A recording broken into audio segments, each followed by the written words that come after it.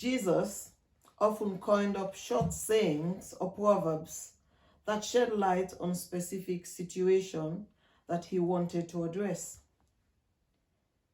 In our reading today, Jesus is saying counters the Pharisees' criticisms of his disciples for not following their hand-washing ritual before meal.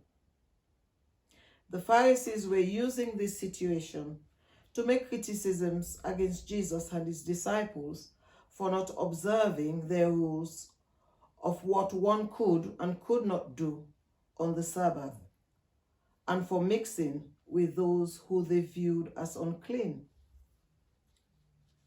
The spirit of this form of Judaism meant these external rituals kept their hearts focused on the heart of the Torah.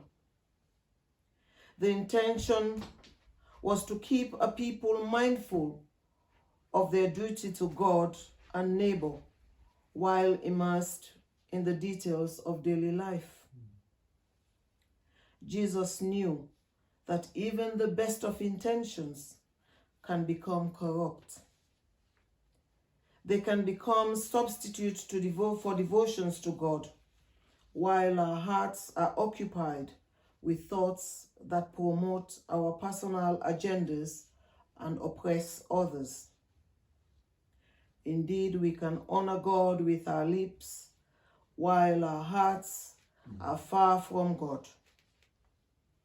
Clean hands by themselves are not enough. Cleanliness may be next to godliness, but this also can be a distraction. We need to have pure hearts before we can have pure and wholesome, life-giving words. The pure in heart are those who are spiritually pure rather than ritually or ceremonially clean.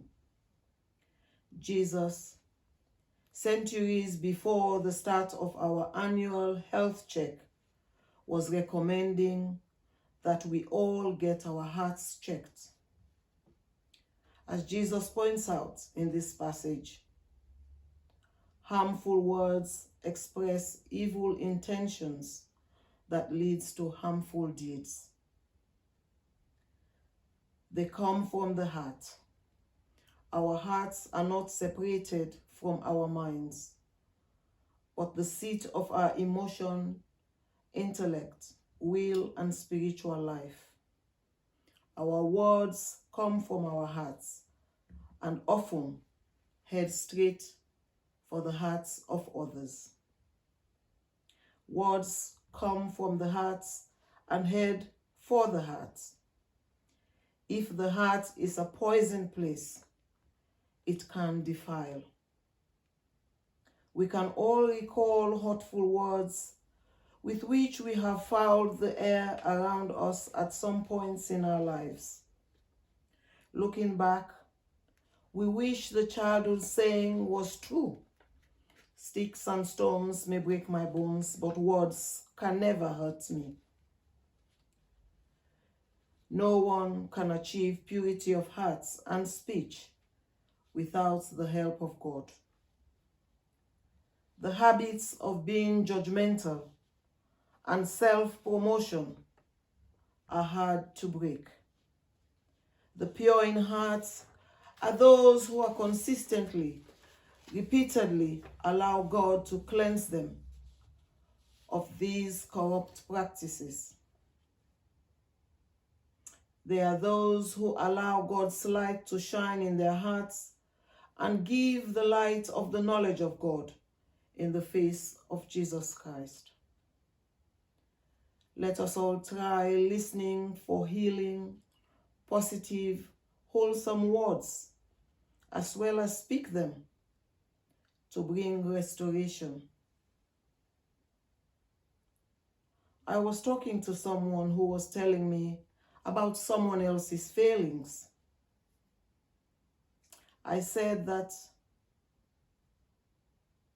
is not my experience, but if it is your experience, do you not also know that despite your observations, They are always willing to put their concerns on hold and listen when you need them. That made the conversation shorter. But when it was over, I felt better in myself. The way picking up an opportunity to change the narrative makes you feel. There is nothing outside of a person that by going can make you defile. But the things that come out are what defiles someone. Most people get heart checkups and start watching what goes into their mouths. Jesus recommends that we check out our hearts and then start watching what comes out of them. May God in his mercy heal and restore us all so that we are not separated from his will for us. Amen.